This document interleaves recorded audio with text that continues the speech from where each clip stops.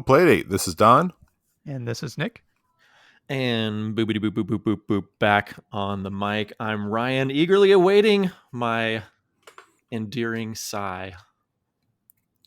I was trying to keep it quiet while you were talking, but this week we are covering Playdate news, Indie games of the week, and season 1, week 10 releases.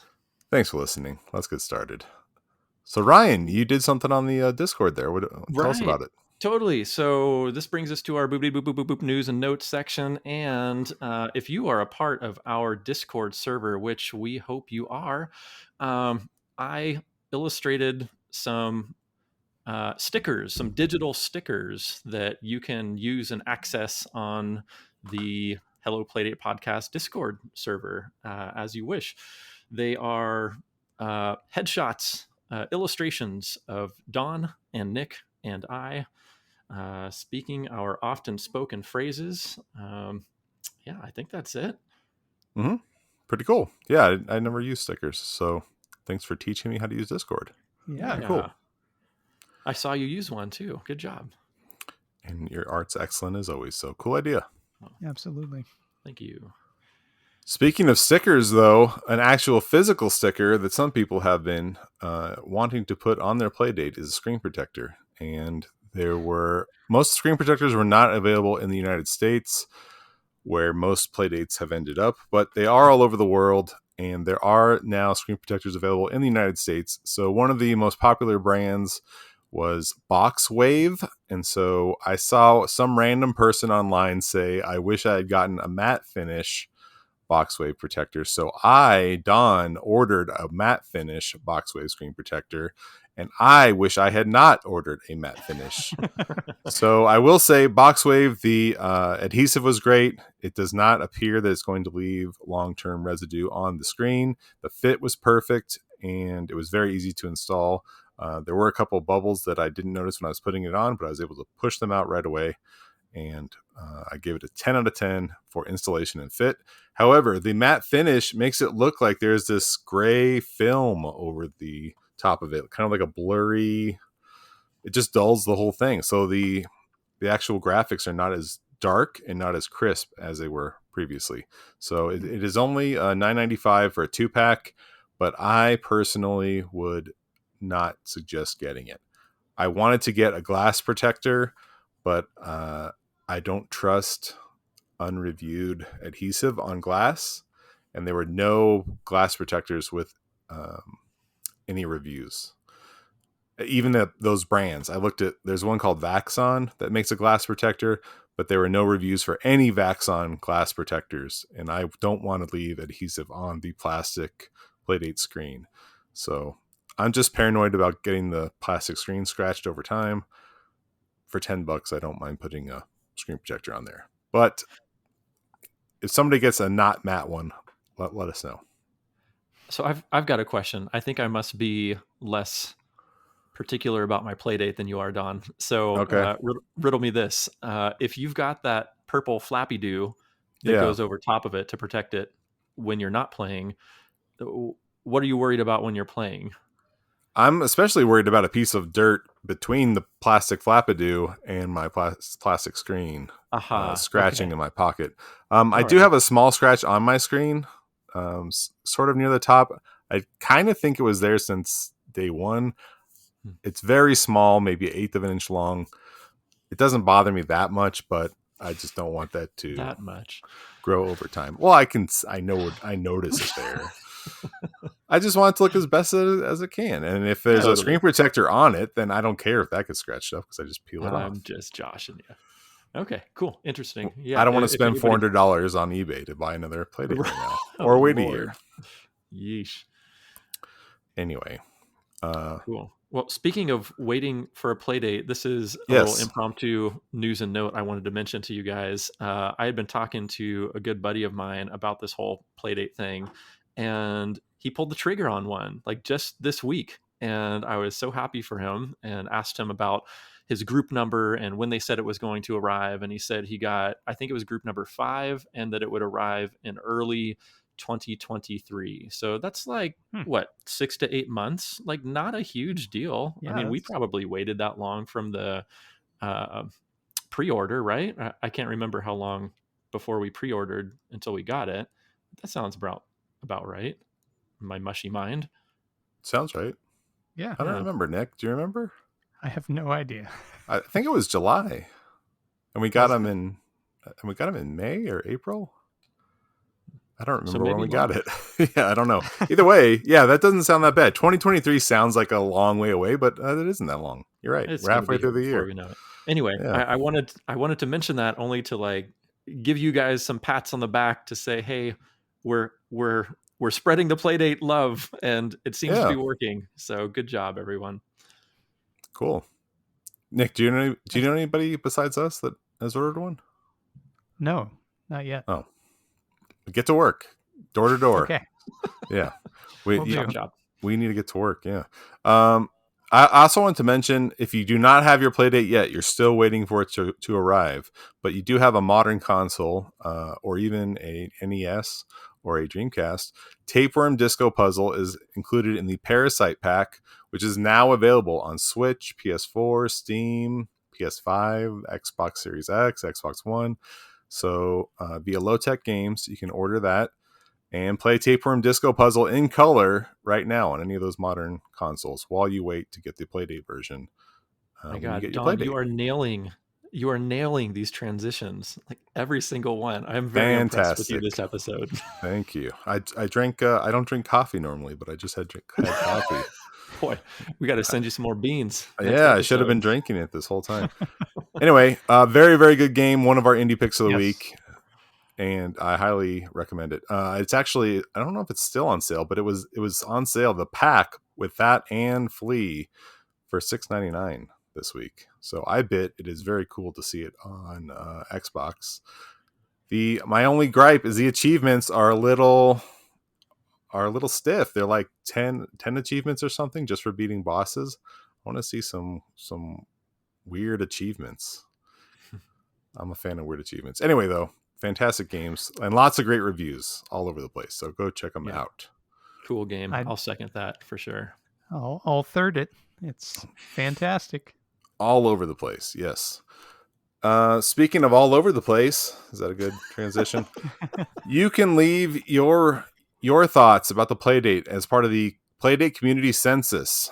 I don't know if GovBubs, who runs the Playdate Squad Discord and is also a Playdate developer, I'm not sure if he's the one who put this together, but it seems like he's the one who put this together. It's basically a Google survey, and there'll be a link in the show notes. You can fill it out, whether you have a Playdate or not, whether you ordered one or not. You can leave your thoughts there, and they will be shared with developers and with Panic themselves. So take a couple minutes. The gentleman here, we're intimidated by the size of it. It is not that long. It took me 5 to 10 minutes to fill it out, and it was fun. I don't know. I like filling out surveys. So anyway, it's open just through the month of July.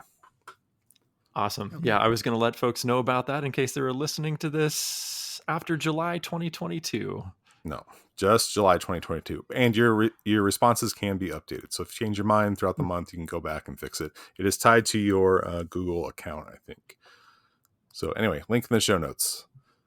And one last thing, something we mentioned a few weeks ago, Ryan had Biotopico as his game of the week by Everyday Lemons. And we mentioned that the game could not be updated because it was currently in the running for the May Day Mental Health Jam 2022. It was a game competition where mental health awareness was the focus of the games to enter the game jam. And there was a $40,000 prize pool. And Biotopico won second place. So they won $10,000. Wow. That's so cool. Nice. Yeah, that's awesome. And it wasn't just Playdate games or random itch games. Just any type of games that entered. So I'll post a link in the show notes to that as well. So congratulations to Everyday Lemons. That's very, very cool. Great work. Indeed. Yeah. Even more reason to download this and start planting trees. I see they're partnered with One Tree Planted, and I'm starting to see more folks do that. And I'm thinking about partnering with them for my next book project too. I've been seeing that pop up quite a bit. I think that's a great idea. So great work, the Biotopico team. Fantastic. And they posted an update to the app 5 days ago. So they immediately updated it. I don't know what they changed. I read the update notes, and it didn't seem like they changed much, but something in there got fixed. And they still have more content they're adding to the game over time. So one to look at. And finally, last note of news. If you haven't seen already, something that's been talked about a lot in the squad Playdate and in our own Discord, our Playdate squad and our own Discord, Tiny Yellow Machine, everyone's favorite Playdate Twitch stream, has been making these really great creative intros for some of their episodes. And they made one, they interviewed the devs, Chuhai Labs, a couple weeks ago. And they made this like really bizarre intro video. It's like 5 minutes long that had to do with Chuhai and Whitewater Wipeout. It has, I guess I won't spoil too much, but there's animated characters in it, and it's definitely worth watching. It's really funny. They poke fun at Group 5, so heads up, guard your feelings, guard your heart if you're in Group 5. Lots of lovely video filters that make things look like 1-bit Playdate type of graphics. And I messaged the host and said, look, I can't even imagine how long this took you to make watching this thing. It is so editing heavy. And even just today on our Discord, I was messaging him about it because he's got another interview coming up this week on Thursday with strangest.io. And I said, man, I think you set a pretty high bar for yourself on that first video. What are you going to do from here on out? And I think he's just sort of like pacing himself from here on out. But nice work on that first one. Good luck matching it or surpassing it. But yeah, it was a really interesting interview with Chuhai. I'm a big Whitewater Wipeout fan, and it was cool to see their snowboarding game and a sneak peek to whatever else that next game was. This was actually their second video. They did one for Casual Birder. That was really funny too, and had anime characters in it. A month or two ago. I need to go back and watch that one. Go back and check. That was another one that was 5 minutes long or so. Nice. Nick's gonna have to keep his YouTube dusted off and check that one out too. Good luck. But you did mention something interesting. They are interviewing Strangest.io, and Strangest.io is releasing a surprise, in quotes, surprise smaller game this Thursday. So maybe we'll talk about it more next week when we find out what it is. So I'll put a link in the show notes to that, to the, I guess, the upcoming stream. So check that out on Thursday. Fantastic. Well, I have one last news, not nude. Oh my goodness. News item. Oh boy. We're going to get extra downloads this week. Yeah. And that is, oh my God, where did it go? Tochi 2 Senshi came out, which leads me to the indie games of the week. Big guess what my indie game of the week is. It's Tochi 2 Senshi, which is a pay what you want game, which is bonkers because it's real good. I dropped these guys some cash. I hope that you guys will too. But if you just want to try it out, hey, it's pay what you want.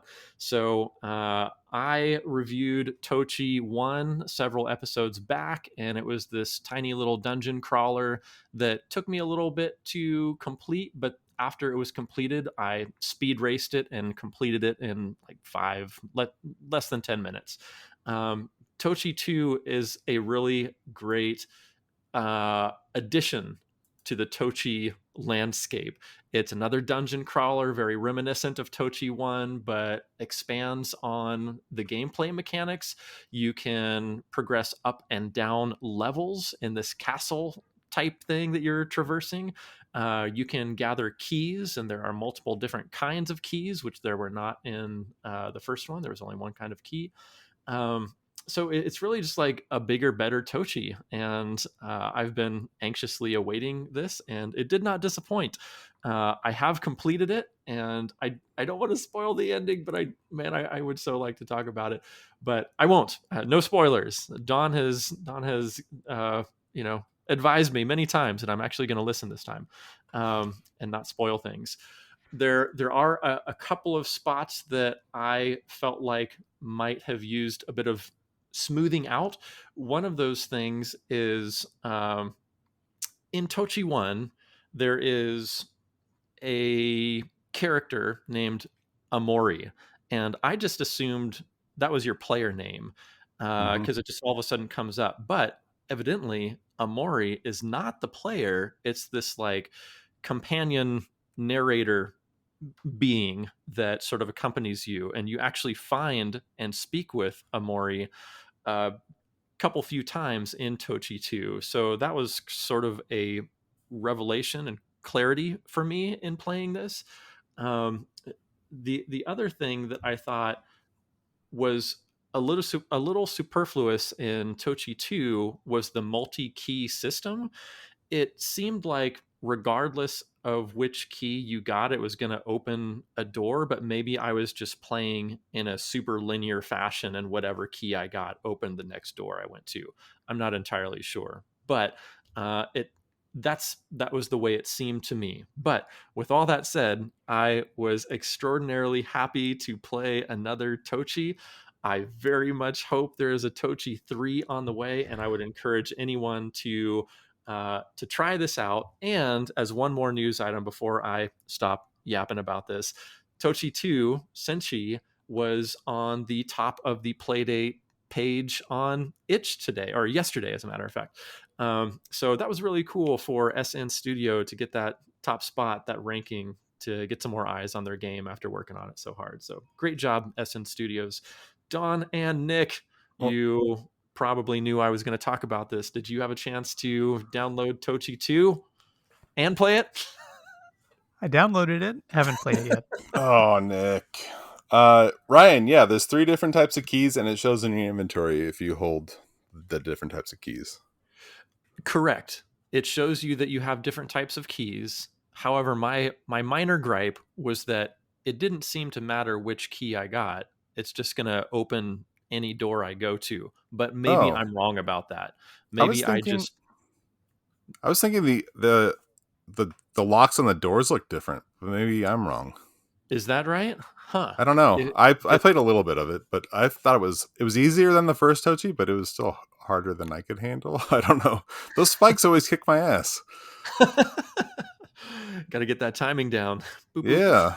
Well, the characters don't just move in a northwest, east, south fashion anymore. They can now move diagonally, and that was very tricky too. Look out. Yes. Did you use the Amori vision at all? I didn't really understand that. No, I did not. When you push B, how it inverts the palette? Right.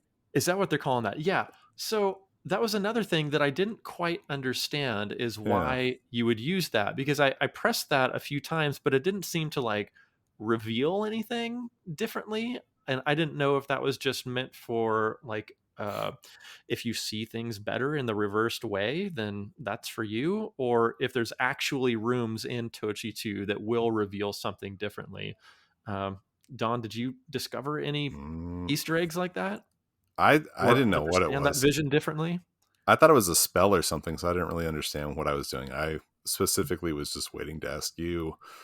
But I don't know. It sounds like you didn't mess with it that much either, Ryan. So you got to get back in there, figure out what it's all about. Yeah, I've reached out to SN Studio about a question or two, and I'll have to reach out again to ask them about that, because I played with that very early in my Senshi playing experience, and then when I didn't see anything different because of it, I just sort of forgot about it. So yeah, I'll reach out again. Well, something that Nick talked about a couple weeks ago was that game Bubbo Collect. Mm-hmm. And I'm not giving these games enough credit for like being as deep as they are. And I talked to the dev, Gabe Swar, and he said it's okay to mention this, but there's actually a hidden mode in Bubbo Collect where you can find hidden fruits in each level. And some people have accidentally found them, and I didn't even know until the game was over. And he mentioned to me that it was a mode. And so then I like went out of my way to figure out where the mode was hidden and was able to find it. But it didn't occur to me that even in these little, like, to me, they're like these little kind of indie ideas that people are just throwing out as quick as possible, not adding like hidden modes. So maybe something like this Amori mode really does add, there's some hidden layer some extra layer in there that we are not seeing at face value, which is kind of cool. I didn't expect it in the other game, so maybe it's in this game. I don't know. Yeah, I'll reach out and report back in next week's boobity boop boop boop news and notes. Cool. Tochi 3 watch. Yes. Also highly recommend Bubbo, which Bubbo Collect, which Nick mentioned a couple weeks ago. But man, that fruit mode really added up. And even the times when I did like start to find the fruit, I thought it was a glitch. Mm-hmm. Like I would start to make my way into a wall or something where the fruit was hidden, and I just thought, oh, I clipped into a wall. But no, that's a feature of It's the intentional. game that I just chalked it up to, oh, they rushed the game out to market too quick or whatever. Out to marketing, air quotes. Anyway, these games are really a labor of love that I was just big time not giving credit to. Yeah. Anyway. Well, hey, speaking of a title that Nick talked about, Bubbo Collect. Mm-hmm. Hey, Nick, what were you playing for your indie game of the week? Well, I'm glad you asked, Ryan. I played a game called Split Second, and that's by a developer which I've featured before called BleuLlama. And this is a name your own price game, and it is based on an LCD game of the same name, Split Second. There are 7 different modes, I believe, in the LCD original. But in the Playdate version, only I think 3 of them have been implemented so far. So there might be updates coming in the future at some point. But essentially, you control a circle and you're trying to drive it into um, a basket, for lack of a better term. It's a small, kind of reverse C-shaped area, 3 walls, 1 opening. You got to get it in there by moving with the D-pad, and the arrangement of the obstacles. There are different walls which appear between your character sprite and the basket, have to be navigated around. So the idea is you're trying to do this as quickly as possible and just drive your time down. It's like a speed running game, basically. The different modes that are implemented are kind of a default one. There's one where you can see the walls, but then they blink off after a short period of time. And then the third one is the walls are totally invisible to start. So obviously those change your timing.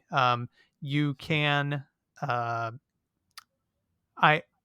want to say it's been, and pardon me, it's been about a week since I played it last, but I want to say that the arrangement of the obstacles is static.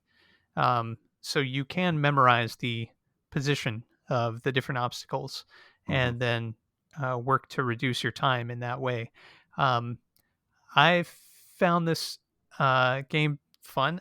I know I always say that every week. I'm sure you guys are tired of hearing me say that, but I found this game very fun, and it's a different kind of concept. You know, the kind of speed running, simple, easy to pick up and put down game that I like to feature and that I like to play on the Playdate. So if that interests you, then give it a shot, and the link will be in the show notes. That We need to game see your again high is scores.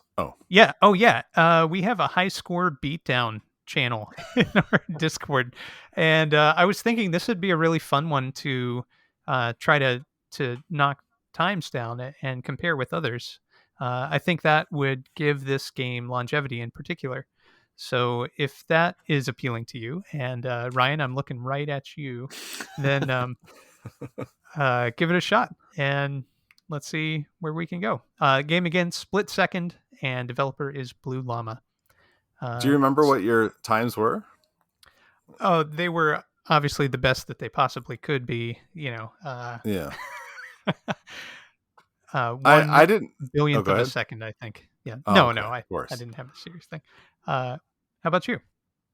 I wasn't sure. Looking at the GIF of the game, I did not know what this was, and it just looked really confusing to me. So I specifically bought it just to play it because I saw this was going to be your game of the week, and it was so fun.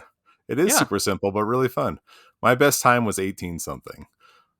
I only played a few rounds, but yeah, it was really satisfying. I want my son to try it out because I think he'd get hooked on it. Good Yeah, pick, Nick. your explanation really helped me understand those GIFs on their page too. Mm-hmm. Now I'm really interested. But Nick mentioned the High Score Beatdown channel on our Discord, and I think we have a new shark in the water over there. There's a guy, Fecto Factor 13, who just popped in. He's like, "Oh, I just played these games 2 times, and I'm pretty much beating all your high scores." So I'm encouraging him not to play things like Hypermeteor and what was the other one I got a decent score on? Oh yeah, one of today's games. I won't mention it yet. But anyway, all that to say, come to the Hello Playdate Discord server and let's have some fun over there. I agree. This game looks like it would be great to challenge one another on. Yeah. We're gonna have to block that guy from the high score channel. My game of the week is a game called Addled. Mm-hmm. I think it was an homage to what is this? Yeah, he says it's just a little puzzler. It appeared, made a little splash, and disappeared again. I thought it was saying where it was available. Was it a Dreamcast game or something? Nick, do you know? Resembles a Dreamcast game, but no, I don't know. It looks like a version of Puzznic or Plotting / Flip Pull, but it's more difficult. I'm not sure. It does have a similar vibe to other games I've played, but nothing quite works the way I expected. I don't know. So basically, it's a puzzle game where you're matching. Oh, so go ahead, Nick. Sorry. So the itch page says that it's like a Java brew game that used to be available on mobile phones prior to iPhone. Okay.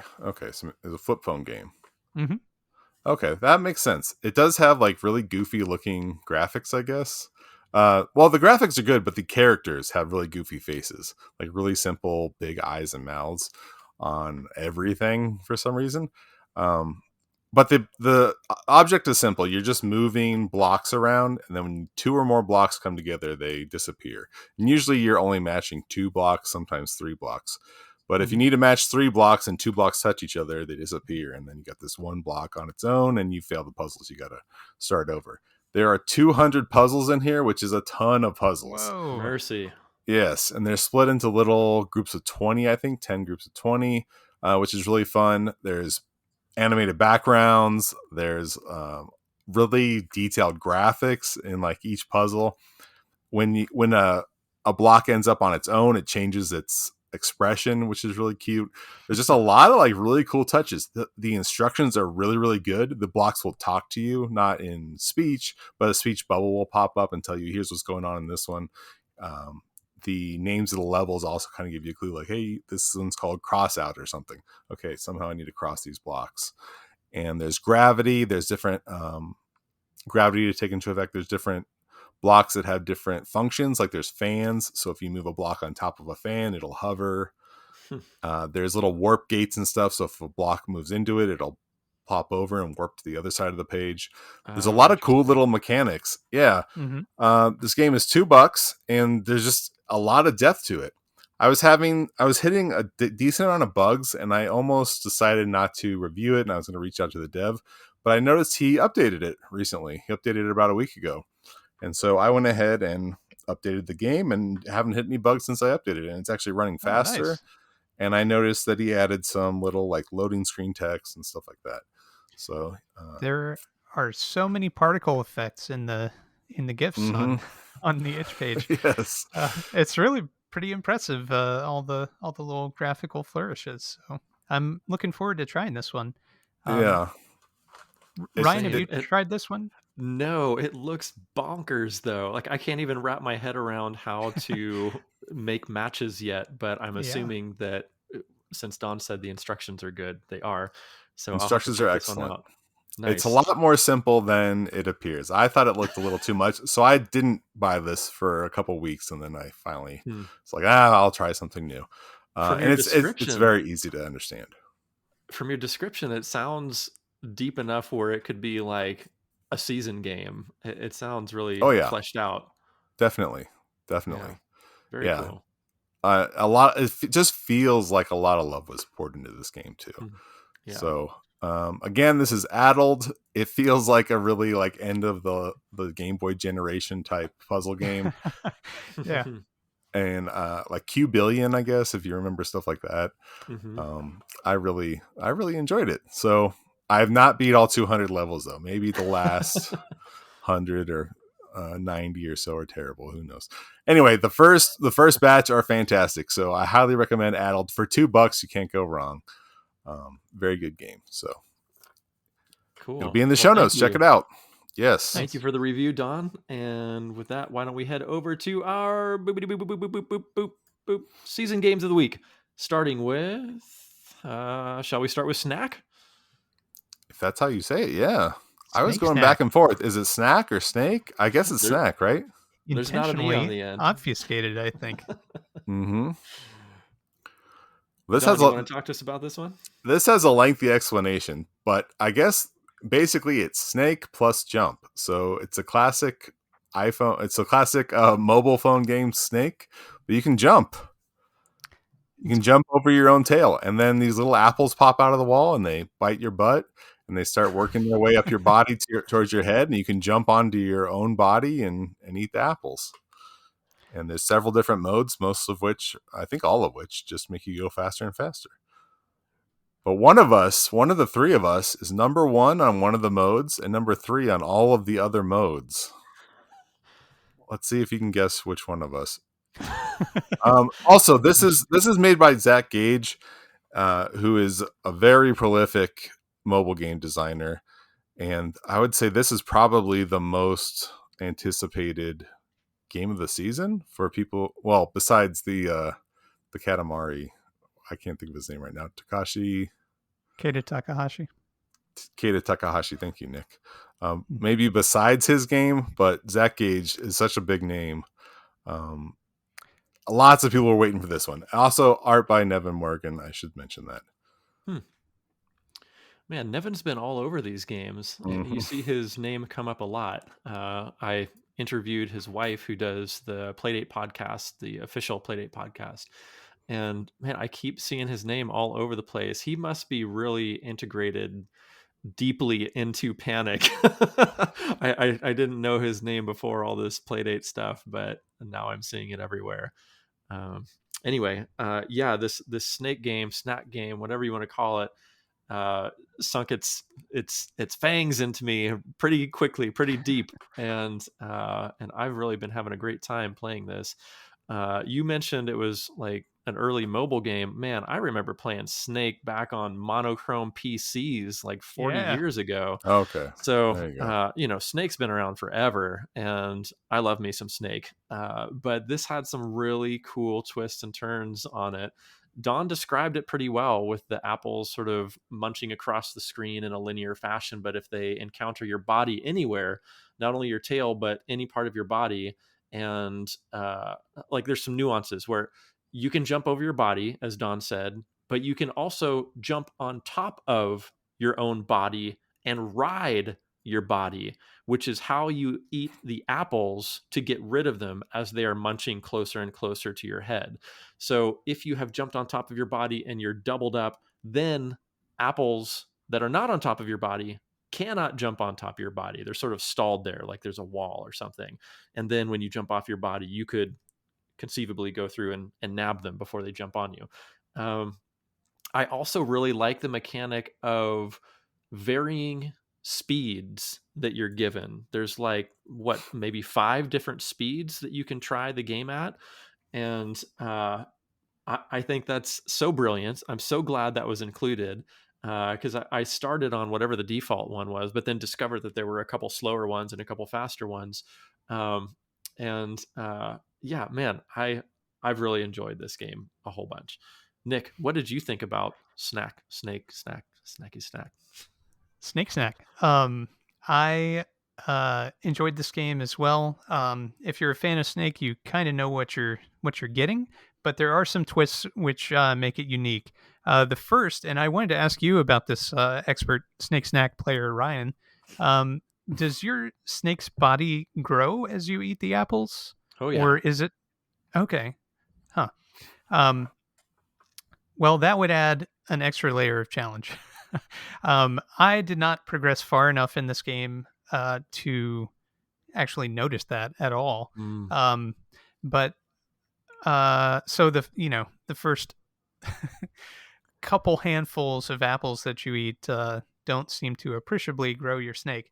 But I found this game to be far easier on the faster modes than it was on the slowest mode that you start off with. Um, I don't know why that is. Maybe I just prefer a faster kind of arcade experience. But I found that my score was almost identical for every mode. I could not progress past this little plateau that I built for myself that's very low and embarrassing in any of the modes. And the fact that your snack snake starts off at such a size makes the game, I feel, a lot more difficult than it needs to be when you're starting. Um, and that's probably part of the reason why I didn't realize that your snake grew in size is because you're already huge when you start.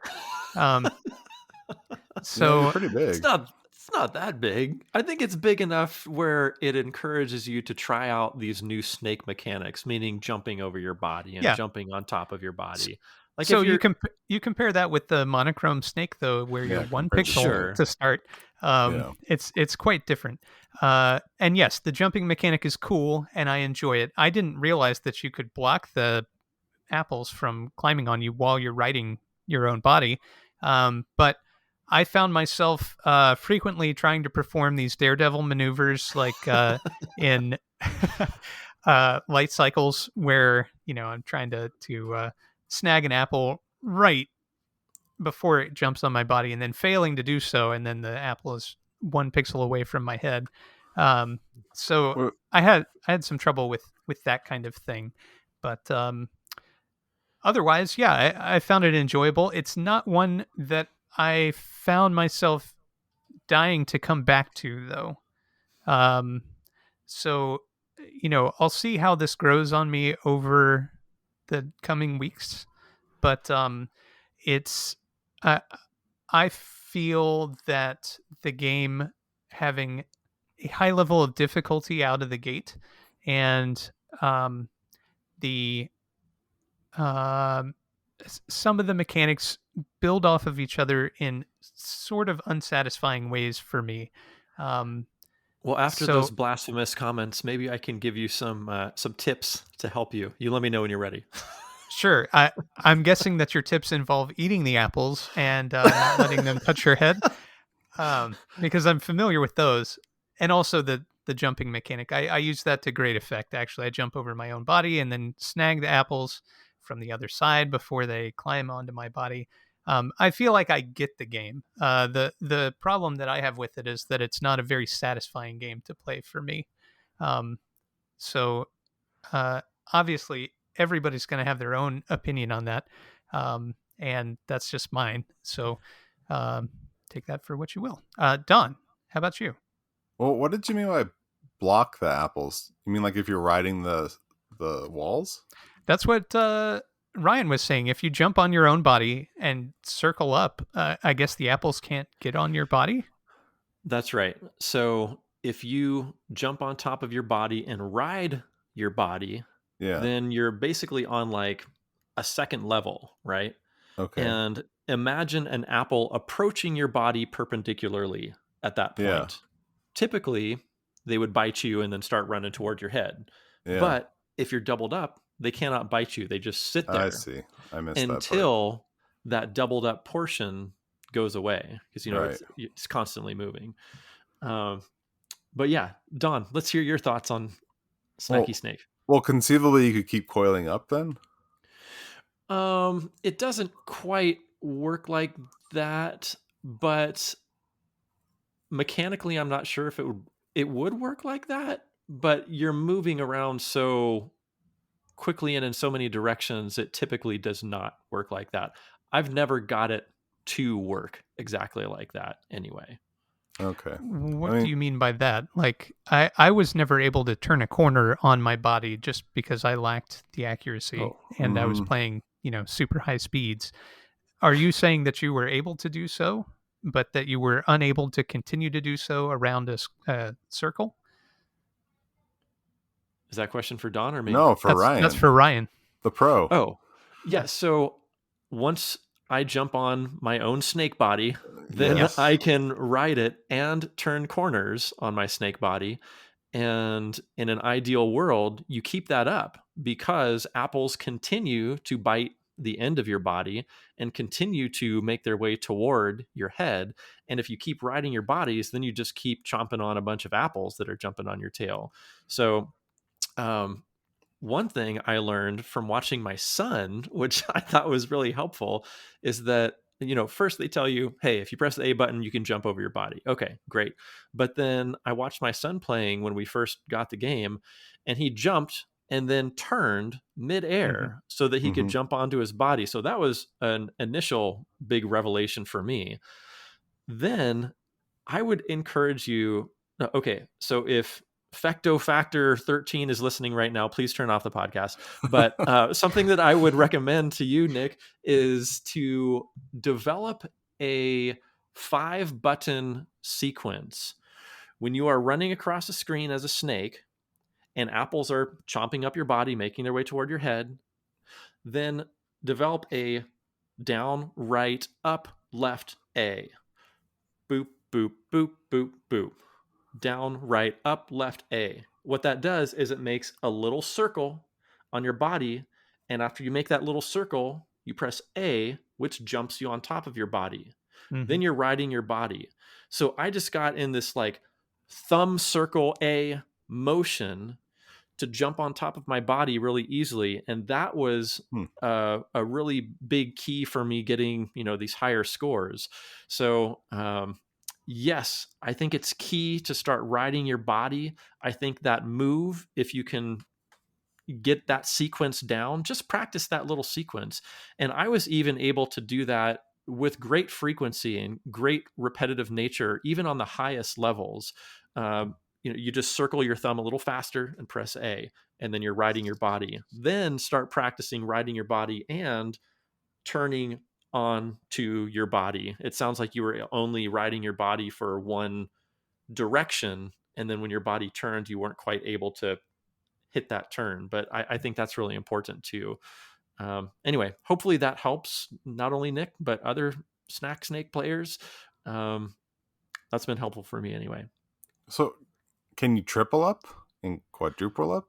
No, if you bonk onto your second level, then you die. Like you hit a wall, kind of. If you try to jump your second body, you'd hit a wall. In quotes. Well, Yeah. So that's a good question. I've never tried to jump from level 2 to level 3. If you try to jump over your body from level, well, Two. what would that be? Ground level to level 2, That'd be then too high. But if you're in level 2 and you're trying to jump over a level 2, could you make it? that's a good question. I haven't tried that. That and sounds super complicated. I don't know if I could you coordinate my snake that well. you Ryan also mentioned that the apples can't bite you while you're coiled up like that. But you also mentioned that you're able to eat them, so I'm confused as to how that would work Sure. while you're So coiled. so if apples are on ground floor Yeah. making their way toward you, they Okay. cannot mount your snake body. However, if they have already mounted your snake body and are making their way toward your head, then you, snake, as you are riding snake body backwards, then you can eat said apples. Oh, okay. So maybe I'm curious now, Nick, when you're riding your Yeah, snake Nick. body, are you riding it in the same direction your snake body is moving? Because I would It encourage you to varies. ride it. I would Yeah, encourage you to it's ride your snake body backwards so you start picking up all those apples making their way in the opposite yeah. direction. I mean, I do that a lot, but Okay. the Okay. it just depends on what's happening on the screen. I don't like Hmm. leaving the apples heading towards my snake body. So, um I'll hop off of myself. I don't give myself the freedom to do that, but I didn't realize that they stopped and waited for you so politely while you're on your own body. So now that I know that, that does change things a bit, but not Y- necessarily my thoughts about the game. So, yes, only on the doubled up portions. Like, not all of your understood. body is going to be doubled. Okay. Yeah. The other thing I might suggest is to don't pay so much attention to the apples on the ground, but pay more attention to the apples on your body. Done. Okay. Forgotten. Okay. Yeah, I ignored the apples on the ground for one time. Really? At a certain point, I was, yeah. Huh. Yeah. Because they're not the ones coming at my head. Exactly. At a certain point, you can't get to the ones at your head either, right? Like, yeah. If they get it's close game enough, over. Yeah. If they get close enough, that's true. So, like I said, boop, boop, boop, boop, boop. Down, right, up, left, A. Get that sequence down, and then you're going to be money. Like 4 apples away. Fecto factor. Can you garble this for one particular listener? Really getting afraid. Yeah. So, Don, your thoughts on the game? Because I mean, mine are like 1-to-1 with what Nick said. That's why I'm not saying much. Oh. Yeah, this ain't for me. I liked it when it was faster. Not really interested in it though. But I was interested in Ryan's scores, and I think that's where the meat of this podcast should lie. So that's why letting Ryan talk. Yeah. Right. But we have another game to talk about. So anything else you guys want to add? Let's rank it. Let's go. Yes. You ready? So Ryan, this better be number 1, by the way. Let's start with Nick. Where are you putting this? I don't want to end on a Nick note for this game. I would put this at number 15, which is above Whitewater Wipeout and below Star Sled. All right. Yeah, I'm at 18. Under Lost Your Marbles above Saturday Edition.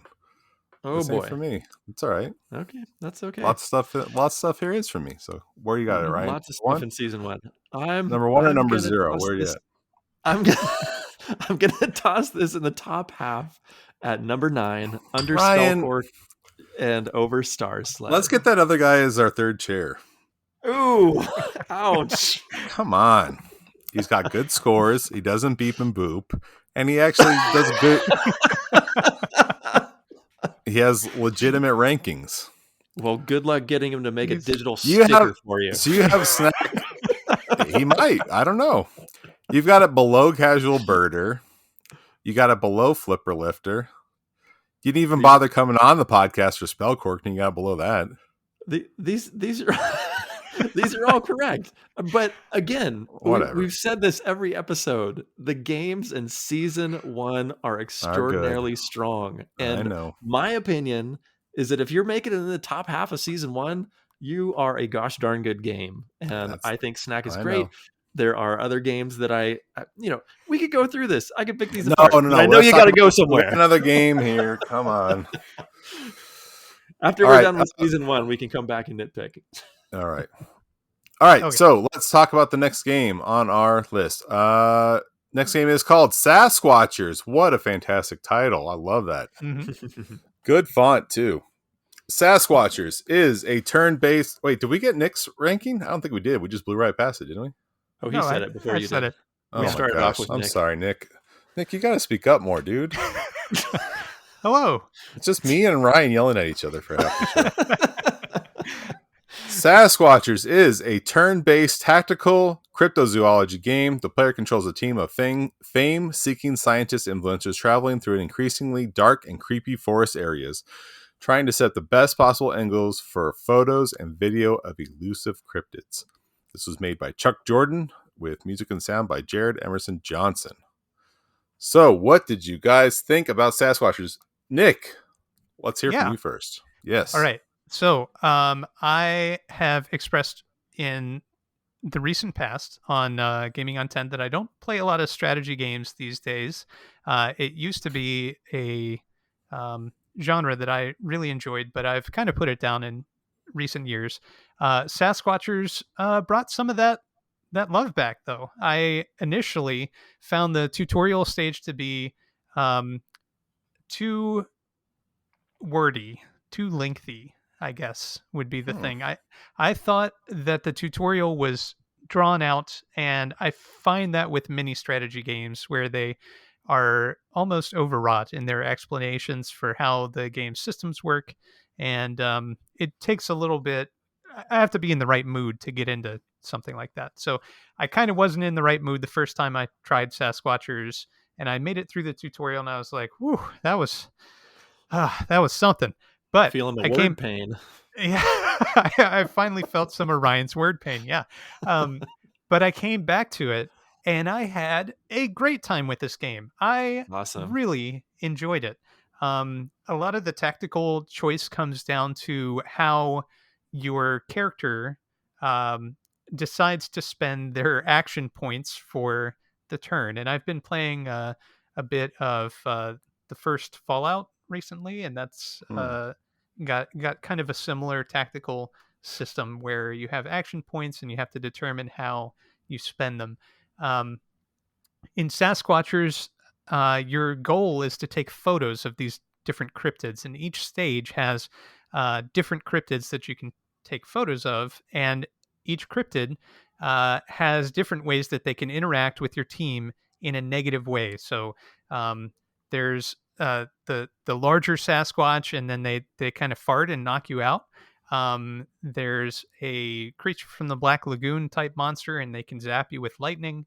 Um, there's other monsters which I'll leave for people to discover on their own. But uh, the big deal is that only two of your characters starting out can photograph these monsters. So you have to Hmm. get them in appropriate positions where they won't be injured, but they can take these photos, ideally before they move, because once you move, your camera shakes and you get fewer likes, which are the currency of Yeah. this game. Um, and if you can get photos of your team in there along with the cryptids, then you get hearts as well. And you want likes and hearts. Everybody does. It's the social currency. Um, Views and so likes. yeah, uh, these these uh, these hunters are really just blowing the lid off of the cryptid industry, aren't they? Because They're very good. yeah, they're able to produce, a dozen photos each stage, and it's pretty interesting. So each cryptid is named as you take their photo, which I thought was very charming, and also a good way to represent them on the map. It check them off. So your default goal in any stage is to just photograph all the cryptids. But each stage has a variety of sub goals, and you can complete those for extra cash, which you earn at the end of the stage once you complete your goal.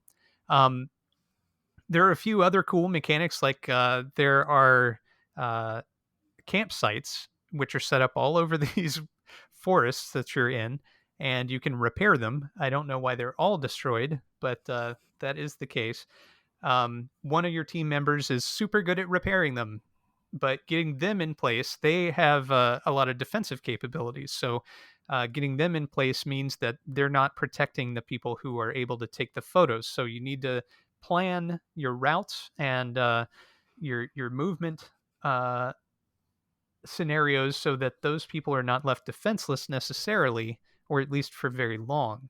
Um, you also show up in every stage with a van, an action van of some kind, and that can also be moved, as with each of the characters. So um, it's pretty neat. At the end of your human turn, then the cryptids have a turn, and then that's where they can mess you up. So, like I said, initially I was kind of turned off by it. Came back to it, loved it, flew through the rest of it, and then was a, a little sorry that there wasn't more content, or there wasn't a definite conclusion to the game. Um, so those are my thoughts. Ryan, what do you think? Yeah, this was such a fun and clever concept. I love how modern they've made this cryptid search. I like that it's not hunting. I like that it's hunting with photos. Um, there's a lot of things to love about this. It's really cute, approachable. Once you make your way through the initial word storm, which really, even by Ryan standards, it's not that bad. But I made my way through that too, and ultimately, I'm sure you're hearing the pause in my voice. I felt like the game mechanics were a little too easy. Like, I completed it and I never stayed in a tent. I never went to the action van. I never replenished life, and I made it through every single level. And so to me, it wasn't as fun as I hoped it would be, because I didn't feel like I needed to be as strategic as maybe could have the game could have forced me to be. But with that said, I love the artwork. I love the like panning around when you're taking a picture and trying to get just the right spot. There's these nice parallax effects. There's these amazing you know um, it- I'm still struggling to understand how the game figures out that a cryptid is multiple squares away and appropriately darkens them and positions them and everything. Like, all that blew my mind. Um, but ultimately, I felt it was a little easy, as much as I love everything else about it. Don, what did you think about this one? I think there's so many good games. I play most games on easy so I can get through most games. So I appreciated the easy stuff. I am kind of like Nick. I used to love on the DS. I think it was Nick's gonna tell me. Was it Advance Wars on the DS? Yeah, Advance Wars, Okay. their Okay. final version was on the DS. That must be the one that I really enjoyed. That was like the last tactical game of this type that I really enjoyed. Dual And Strike. Dual Strike, yes. A lot of them I just bounce off of, and that was the last one I really enjoyed. So this kind of reminded me of that, but because I haven't enjoyed one in so long, I was like, oh, one of these games, I don't care. And then I get my games a week before you guys. And so initially it wasn't, I wouldn't say it was overly wordy, but I was just like, whatever, I don't care. There's so much text. And so when you guys got it this week, I just started a new game. I went through the text again, and there wasn't that much text, but I was ready for it too. I was like, oh yeah, I already know, this is cute. I'm ready for the story, and I was kind of ready for the tutorial. So when I finished my tutorial mission and I unlocked the second mission, I was like, no, I want to keep, like, there was more cryptids in there. Like, I meant to go take a picture of that guy. Like, he's still over there. Why did you kick me out of the mission? I don't want to complete the mission yet. I want to get more money. So I liked that there was more to do, and I wanted to keep doing stuff. But there's also more missions. Like, I like that there was more missions to do. I love the way the crank is integrated, like Ryan was saying, where you're panning the camera back and forth. Yeah. It was a little annoying when there would technically on the screen you could see more cryptids, but it only give you credit for one, even though you could Yeah. see like 3 of them technically in the screen. And with as bad as Bigfoot photos are in real life, these would be like fantastic 10 out of 10 photos. Even the little sliver of one, you can still tell it's a Bigfoot or whatever. Yeah. Well, I actually I would differ with you slightly there. I thought they did Okay. an amazing job of understanding when things were slightly obscured and giving you credit for it or not. I don't know. Maybe I had different De- angles that I was working with than you did, but depending on how they're arranged, like if you had cryptids arranged in a box around the photographer, Mm-hmm. so all of the squares are arranged, anywhere you turned, you would be able to view at least 3 of them, but it would only give you credit for 1 or 2, Yeah. even if they're depending. not obscured by another Correct. Yeah. human, huh? Hmm. I get that, like, you can only see half of one because a tree or something is Right. in front of it. Mm. But me comparing them to actual Loch Ness photos in our real life, it's like Yeah. those are garbage compared to I can see like the clear outline shadow of one here. So why This is it one's saying there's blowing no me a kiss. Yeah. why is it saying there's no cryptids in view? I can see the body right there. Yeah. That was a little annoying. But I do like how Ryan was saying it is cool when there's like 3 in an L shape around you. And when you go into photo view, oh, here's one, here's the other one, here's the other one. Yeah. Like, it's cool that they're all represented. And the van over there, or your other teammate is over here. They're all represented when you go into camera view. Camera view was really fun. And I think that instead of just like pushing a bomb button or shoot missiles or something, this was a lot more fun than just blowing stuff up. Yeah, for sure. The characters were fun. I like the Bluto looking dude, was really cool. They're just really different. It was a diverse team. It was fun to get to know them. I don't know. There wasn't really anything that bothered me besides I wish it had a Dead Rising style camera system where every little thing gave you points, which is a minor nitpick for this type of game. So I thought it was really cool. And especially the genre that I normally don't like. It was making me enjoy it, which is high praise, I think. Yeah. The only small pick I would have with it would be that when you're moving your character, it was kind of hard to see the outline of your movement area depending on your light conditions. The arrow is very clear, but in some instances, if there's an environmental obstacle, it wasn't necessarily clear if that was because you were out of your movement range or because there's something that you can't see, or there's a big rock there that you can't clamber over for some reason. There were several instances where I felt like the game was unnecessarily gating me and preventing me from moving. But those were mostly in later stages where there are a lot more cryptids running around, and so it's quite possible that there was a situation where there was something that was invisible. The other mechanic, which we haven't talked about from a strategic standpoint, are the batteries. So each piece of equipment that you can use to take photos, like a cell phone or a camera, has an alternate fire method, for lack of a better term, where it can expend part of its battery to do something like show you a few squares away or illuminate the surrounding area. When you do that, it uses up battery. When you use all the battery, then you can no longer take photos.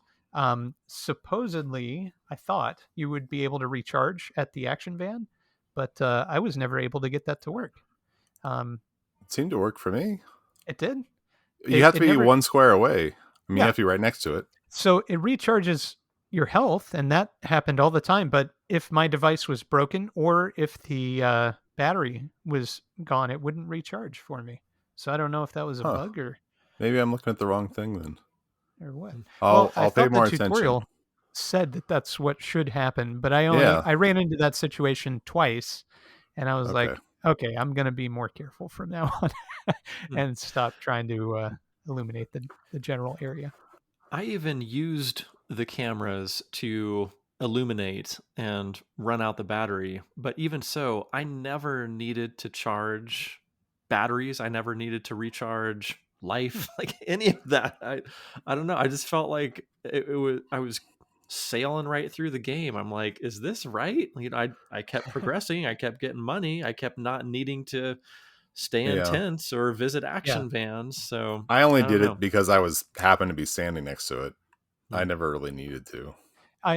Initially I thought the maps would be larger, so I started spreading my team out a whole lot. And then once I realized that actually things are a lot closer together, and the larger person has the ability that allows them to call the cryptids to you, there's almost no reason to move around in that manner, unless you're getting just pummeled by the cryptids.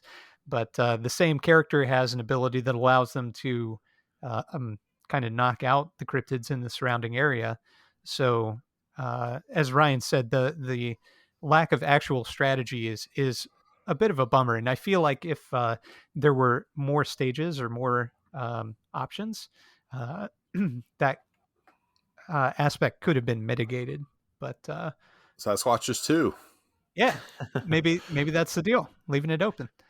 And real quick before we jump into rankings or anything, I did want to mention too, jumping off of Nick's comment saying that he thought the map was a lot bigger initially. I kind of assumed that too until I realized that you could kind of like pan around the map and like hit the outer edges before you move your team. Yeah. So I tried to like explore the area first before moving, just to let people know that's a thing you can do. That's what I ended up doing as well. So It's got Fog of War though. yeah. One thing Nick mentioned, I think you mentioned not being able to see your movement pattern in low light. I think that is a Playdate problem that devs are going to have to figure out. A heavier outline would solve that problem. I know Nick had to leave, but I've seen that in a lot of games where your cursor is at is not properly or not clearly designated, and I think that is just something devs are going to have to work towards. Yeah. Just like on modern consoles, where instead of an outline moving, it turns from white to gray instead of an outline. Devs are going to have to work towards that. I like how on the homepage, on the Playdate homepage, you see how the Sasquatch is circled on the bottom, that heavy black line. They could have easily done that on the screenshot above it, indicating where your player is standing, for example. Little quality of life things like that hopefully will come into effect as the Playdate gets older. Yeah. All right. Are you all ready to rank this? I hope so. I'm ready to go. All right. I'm going to start if that's okay. I would put this above Zipper, but below Lost Your Marbles. So that's number 11 for me. Pretty close to the top half. Not bad. I'm going to put this one at number 15, below Boogie Loops and above Saturday Edition. All right. And I've got it at number 8, right under Demon Quest 85, right above Executive Golf DX. Nice. Very cool. Yeah, cool game. And again, so much variety here. So I love that. Nothing like this in season 1 yet. So fantastic. Yeah. And again, this is a frequent refrain here, but I also love that our ranking systems are so wildly different from one another. Yeah. It's like, hopefully really listeners can take a look at these and see, I like Don games, or I like Nick games, or whatever, and kind of go from there. I'm glad there's variety. Hopefully there's a different too. If you have your own list going, feel free to share it with us. Yeah. We'd love to see that in the Discord or email or whatever.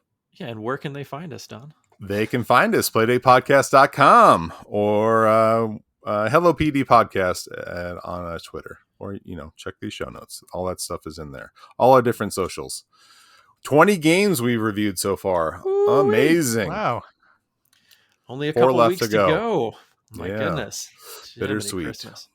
Seriously. We'll have to think of something else to talk about on show number 13.